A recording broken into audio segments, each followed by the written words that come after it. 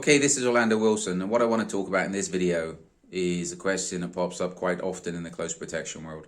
It's something that a lot of people that want to get into the close protection world and business ask about quite a bit. It's whether they need or whether you need military experience, police experience. I'll say there are benefits and there's negatives, but the general answer is no, you don't need it. There are big positives and big negatives. I would say more negatives than there are positives. I was in the British military years ago, 1 WFR, B Company, reconnaissance platoon, and I paid to get out. I PVR'd. Why? I had enough of dealing with idiots. I had enough of dealing with backstabbers. I had enough of the BS. I had enough of the BS, period. I always wanted to join the military, but for me, it was a big letdown. So I went into the commercial security world, which I wanted to do in the long run anyway. I just done it a lot quicker than I expected. What people don't realize about the military, and even though beyond the glamour and beyond the glitz and beyond the BS, the militaries are institutions. They're not that hard to get into compared to a lot of career paths. And if you stay in place, as long as you're a good enough boy, you kiss the right ass, you backstab the right people, you're in with the right cliques, then you'll get the courses, you'll get the promotions, and you'll move along. The military is a place where positions have to be filled. And as you gain experience, as you do the time, you will naturally, as long as you're not a complete idiot, will be put in those positions. So to me, people that's had long careers in the military doesn't say much to me. It just says, okay, you've been a good boy, kissed the right ass, and bimbled along. It's not telling me that you're a go-getter. The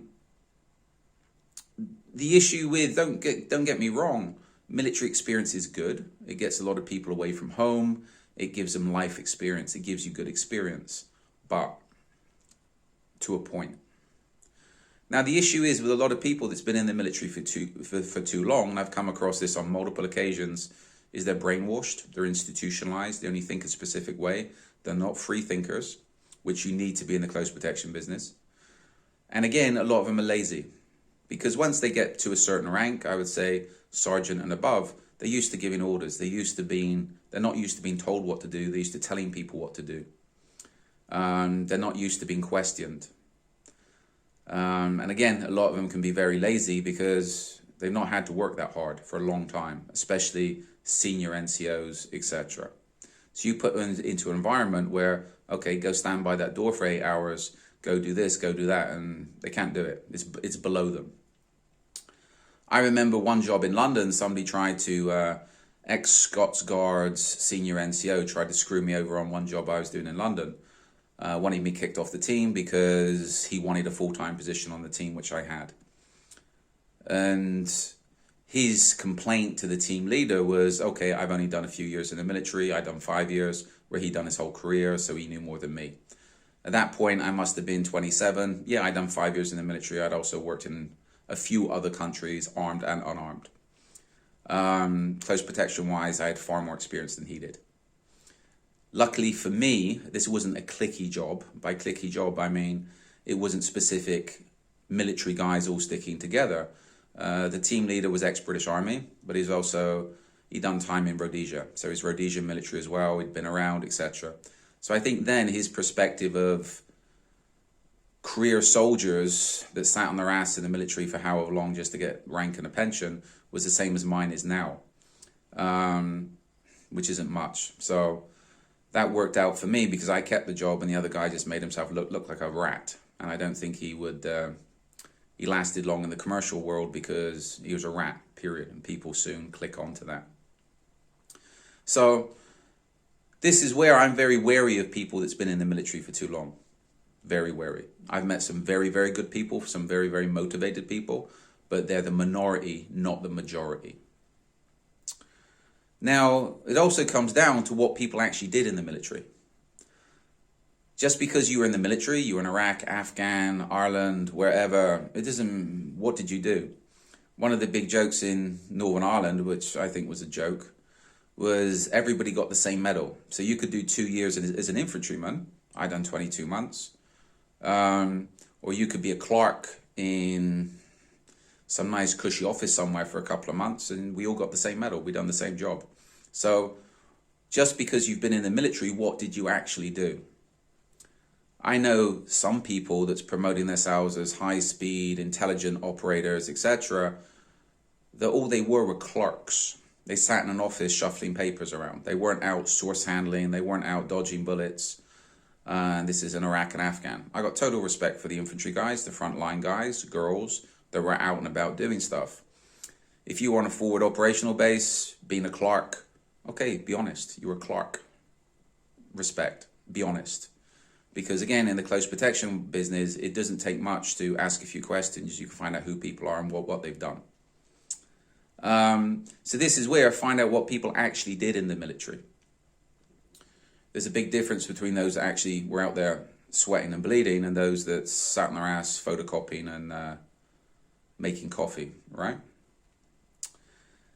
So I'm a little bit negative towards career soldiers. And I'll say not professional soldiers, career soldiers. To me, there's a difference.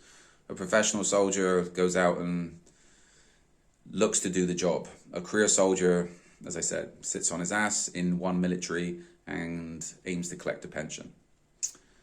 Now, I'm sure people are asking, if you don't have a military background, what's a good background to have? What I see, some of the best guys I've come across, and this is for commercial close protection within Europe, US, are those that come from fighter backgrounds. I don't mean martial arts backgrounds, I mean fighters. Be it kickboxers, be it boxers, be it MMA guys, etc. I know a few guys, they done some time in the military. They then went on to, I wouldn't say fighting careers. They're not world champions, but they fight, they get in the ring, they get beaten up, they get punched. Excuse me. That to me is a good background. Why? Because it teaches discipline. Unlike the military, you have to get up every morning, do your road work, go to the gym. You have to train for yourself. That's self-discipline. There's self-starters to start with. The other thing as well, I could talk more about this, but I'll cut this short. If you get into a ring with somebody, if you get into a ring more than once, or if you go out and get into confrontations more than once, I'll use a ring as an example. If you get into a ring with somebody, that other person you're getting into the ring with is their aim is to beat the crap out of you. No amount of ass kissing, no amount of backstabbing is going to save you getting the crap beaten out of you. And this is where I think from a fighter's perspective, you're going to get punched in the head. It's going to hurt. And if you keep going back, okay, I respect that. When it comes down to the crunch, the close protection business is about dealing with threats. It's about dealing with violence. It's about dealing with the risk.